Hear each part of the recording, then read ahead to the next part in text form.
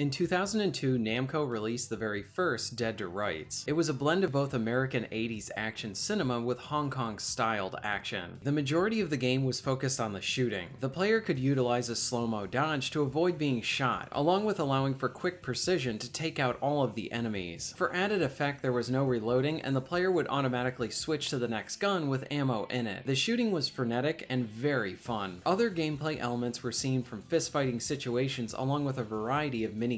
While not as strong as the core shooting, they helped to breathe some more life into the experience. The story was a highlight as well, with a nice mixture of film noir, grit, and humor. There were even plenty of examples of Dead to Rights being so bad it's good, in some of its delivery that honestly only added to the entertainment value. Namco found a winning formula, and as a result, work on a sequel began. Join me as we take a look back at Dead to Rights 2.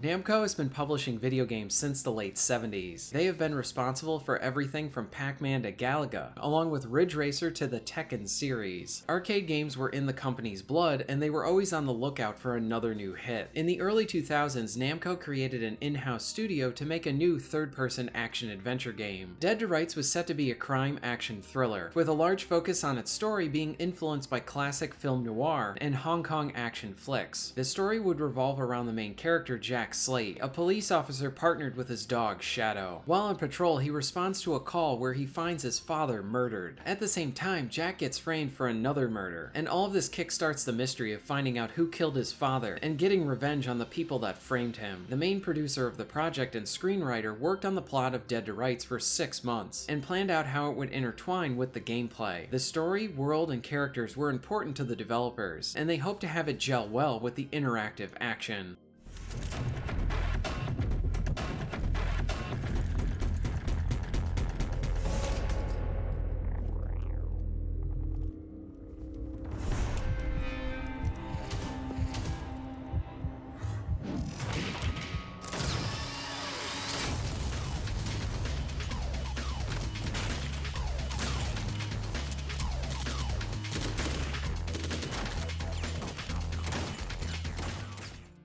Dead to Rights would be a third-person action game, where the bulk of the gameplay was focused on the shooting. To create an easy-to-aim system, the player would simply utilize what the developers called an action targeting camera. This would keep both Jack and his target in focus. Dead to Rights would use an energy system where the player could dive in slow motion to easily target and dispatch many enemies. The developers even chose to implement an early cover system as a means for the player to play a bit more conservatively and have an option for combat when they are low on energy. Adding some style and flair to the shootouts is how players would never need to reload. When a player ran out of ammo, they would throw their gun away and automatically equip another gun. This would be to keep the action quick, along with adding in elements from Hong Kong cinema shootouts. With Dead to Rights being set in present day, there would be all manner of handguns, shotguns, SMGs, and many other weapons. During the shootouts, the player could disarm most enemies, which would result in pulling off some stylish moves, along with a dynamic camera to capture the action. As another option, Jack could take henchmen as a human shield, trading mobility for more protection. And since Shadow is always there backing up the player, they could use their dog as a means to attack enemies. The developers added other gameplay elements as a means to keep the adventure varied. This would include several fist-fighting stages, minigames, areas where you control Shadow, and other situations. Dead to Rights was first released on the Xbox in August 2002. The game was received well from both critics and players. Many were praising the enjoyable story and fun action. One common criticism was the very hard difficulty. Some cited Dead to Rights to be unfairly challenging. At this time, the developers were working on porting it to the PS2 and GameCube. As part of the process, they went back in and tweaked the difficulty by adding in traditional options to allow for the game to be a bit more accessible and fair. It was safe to say Dead to Rights was a hit and was gathering an audience for its story, world, and action, and as a result, work began on Dead to Rights 2.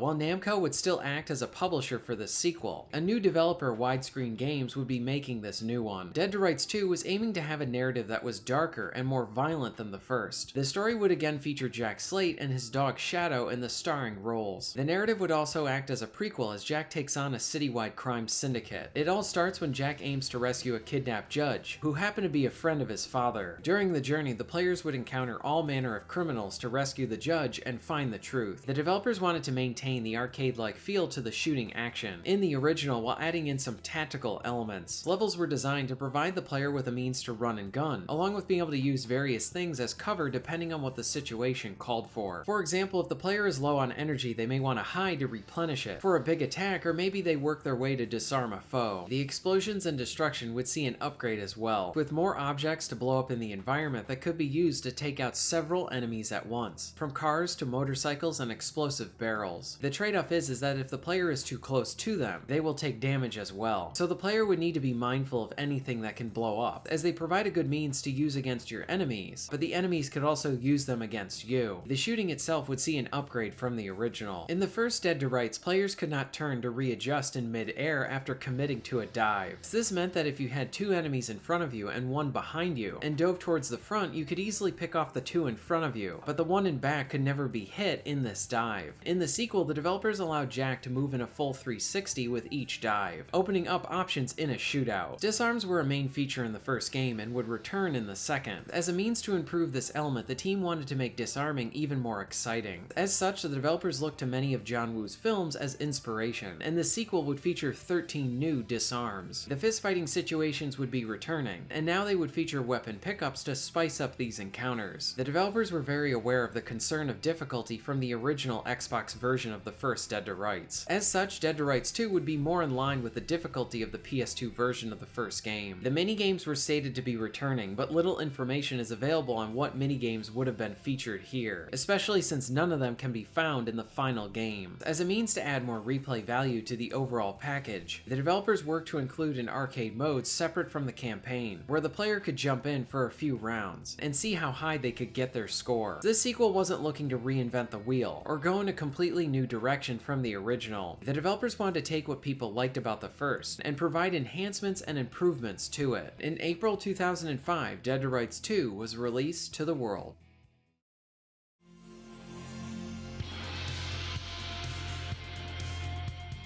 Dead to Rights 2 is a solid sequel that comes up short in some areas, but thankfully it has many bright moments, along with being really enjoyable with its shooting gameplay. The sequel takes out the prior minigames and solely focuses on the shooting and fistfighting. The fistfighting is generally decent, and some of the additions are nice, like the melee weapons, but overall it's generally lacking. Thankfully, the shooting is delightfully arcadey, making each situation a joy to play. You are usually up against several enemies at once, and you need to use all of your weapons, dives, and disarms to win. Where Dead to Rights 2 comes up short is in the story department. The original had a nice mixture of noir and humor with some hilarious sequences that were so bad they were good. Much of this is gone in the sequel, and while the story does have some good moments, it could have been a lot better. Even so, Dead to Rights 2 is very fun.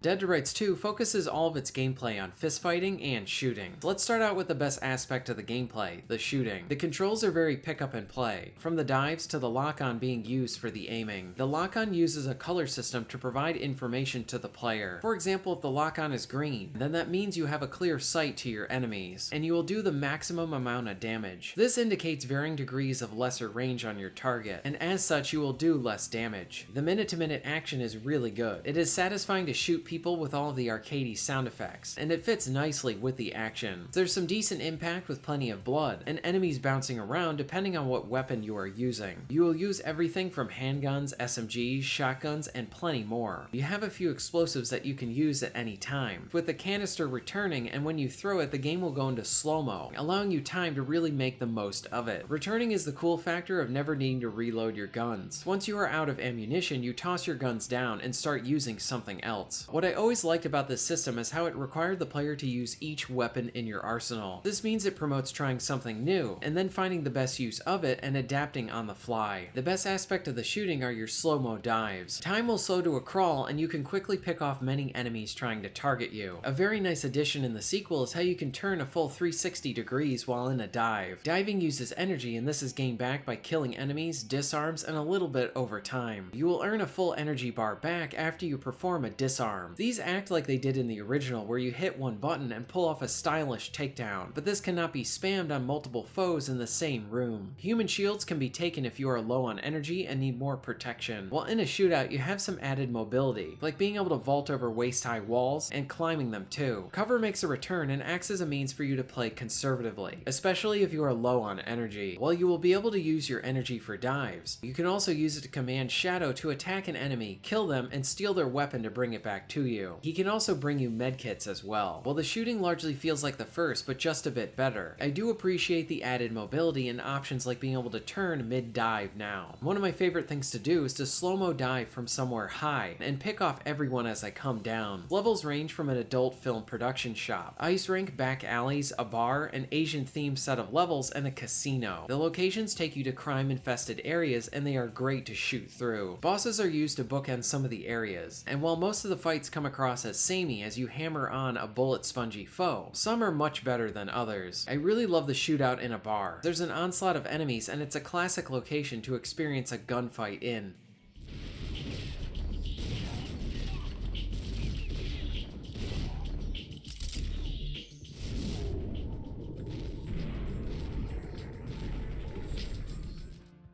The fistfighting takes up the rest of the gameplay sequences. The fistfighting is mostly fine with some nice moments. I do like the specific takedowns that you can perform, along with being able to use melee weapons. You get to use broken bottles, bats, and more. There is some decent impact to your hits, and it is always humorous to watch enemies fly back. My main issues with the melee combat is how it feels sloppy, along with having missed opportunities. The original Dead to Rights used shooting as its main means of gameplay, with sections dedicated to fistfights and many different minigames. With the minigames removed in this one, it only focused on the shooting and the fistfighting. I would then expect these two to be more refined, since the developer did not need to spend resources on the minigames. Like I said, the shooting is solid here, but the melee easily plays second fiddle. One example of how it could have been made better would be to use some of these locations to their full potential. For example, you have a fight in a bar, but none of the chairs, bar stools, or even pool sticks are able to use as weapons. Moments like this make the fistfighting feel rushed and lackluster. Honestly, I would have preferred either a better melee system than what we got, or just have all of the gameplay focused on the shooting. One nice addition is the instant action mode. Here you fight through a set of horde style levels trying to survive and increasing your score. Depending on how well you do, you will earn different unlockables. It's all focused on the shooting, and it's very fun. Now this brings us to the story and the flaws. This game acts as a prequel, and the general narrative feels like a throwaway adventure compared to the first. The original Dead to Rights had an enjoyable story, with some nice noir touches and humor, along with having many moments of being so bad it's good. It was sort of a lightning in a bottle type of situation, and would probably be hard to replicate again. It had a unique tone and execution for its story, and I still enjoy it to this day. The sequel removes much of that humor and lacks some of that noir style from the original. It does have some memorable moments that are pretty funny, but overall the narrative is very lacking.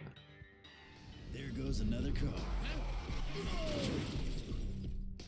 Keep on trucking. Deaf Riders. Did you just make that shit up? I say Death Riders to death.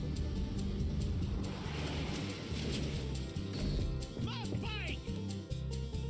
Jack for all. Who the fuck is there? Landshark. I'm Jack Slate, bitch.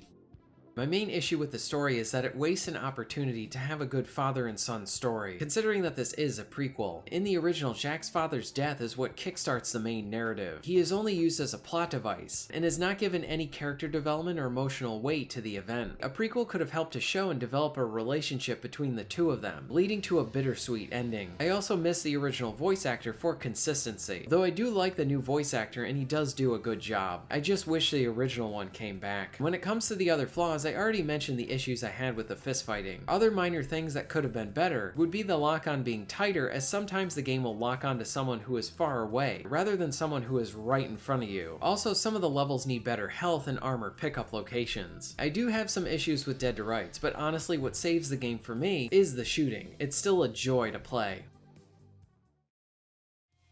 Overall, Dead to Rights 2 is a solid sequel that doesn't really break the mold of the original. It comes up short in a few areas like the story, tone, and lacking in a huge improvement for the melee, but the shooting action more than makes up for any of the shortcomings. I can understand some being disappointed with this title, but when it's good, it's really good. I found myself going back to levels again and again to take part in the shooting. The instant action mode is a nice addition as well, as it allows for more ways to enjoy the gunplay, along with adding a good amount of replay value. The first game is this lightning in a bottle sort of experience, with some enjoyable elements and some that are so bad it's good, that I honestly didn't know if this was intentional at all. While the sequel is not better than the first, from the shooting gameplay it complements it very well. I recommend Dead to Rights 2 to any third-person shooting fan. If you're interested in being notified of new videos, please hit the subscribe button and bell. And if you'd like to support the channel and get early access to content, please check out my Patreon. All of the links will be at the end of this video and within the description, and thank you very much for watching.